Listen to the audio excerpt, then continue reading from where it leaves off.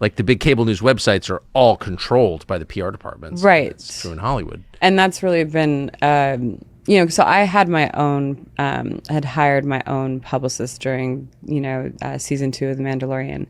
And they were working with the publicists from the Disney people. And then they were working with the UTA, who dropped me immediately as well. Of course they do. Yeah. And then your agent who's there fighting for you. Yeah, all of them.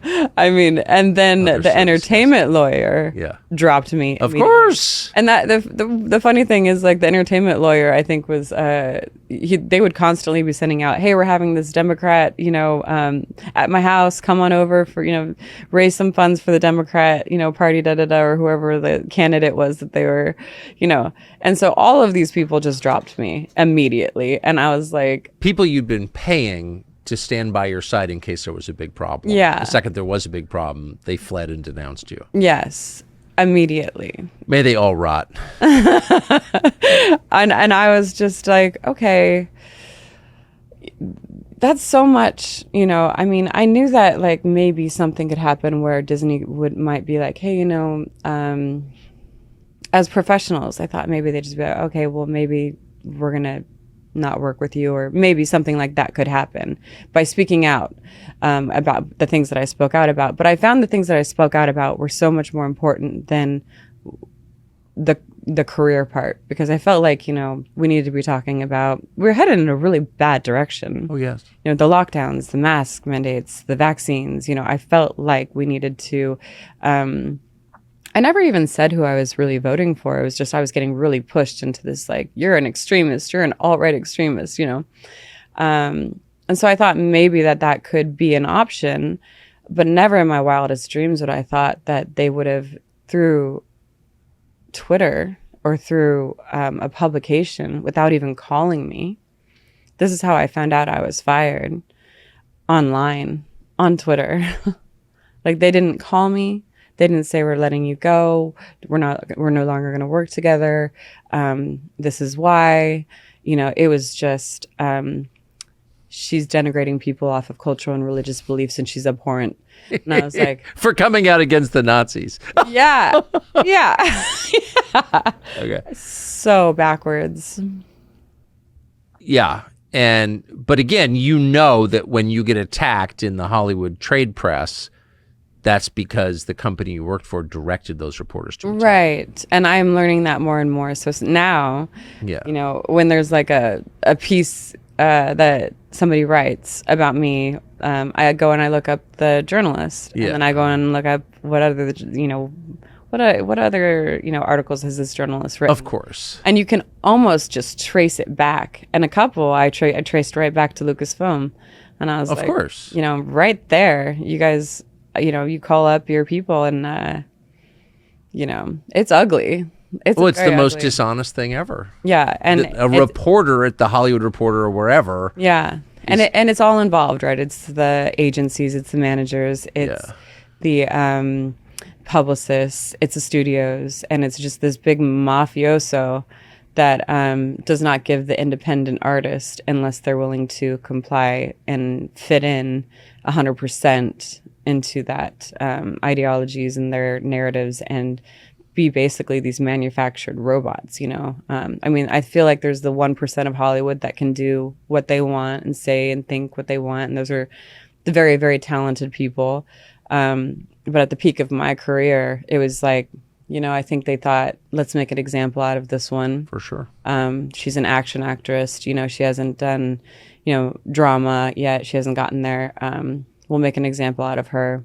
And it had the complete opposite effect, which was just overwhelming support. It was pretty funny. Like, as soon as they were at the peak of their stock market ever in February 2021. In February 2021. And right when they fired me is when it started plummeting to what it is now. And, you're obviously very smart people, and they're trying to salvage it. But people saw what was going on. In my case, it was very obvious. Do you have friends who are still there? Yeah, everybody I worked physically with, I never had a problem with. And, me and Pedro, we connected after, Carl Weathers passed away. Yes. And, there was all these lies and all these weird stories that people make up in their heads. And, one thing I can say is, I adore Pedro. And he said one thing to me. He said, you and Carl were protectors. And that means so much to me that he remembers me and our time together as me being a protector. And it's important, like people don't know what the real story is. Like, why do you think Pedro's calling me a protector? To his fans, there's a reason, and there's stories that you don't know that happened. And I was there, and I protect people, there was a person multiple times. That's just my nature, is when, there was a person who was wearing a mask on set and they were at their end. They were overtime and they were crying and they were upset and they couldn't do it anymore. They just couldn't. They were broken. There was a broken person in that mask, and nobody was saying anything. And I just simply went up to the director at the time and I said, this person's done. They're done. They need that. They need the contacts out. They need the thing off their head. They need to breathe. They're broken. And the director, and I was like, look, and I worked longer hours than maybe probably any actor because my face was showing and I did all my own stunts. So if you go back and you look at like the work records, you're going to find who was on set the most as like the actors, and you're going to find me at the top of that list. And I said, I'll, get my coverage tonight. I know you guys wanted to do it, the next day. You can get my coverage tonight. You give this man a break, and I will, I'll stay later and, push my time, and I'll show up early and, don't worry about it.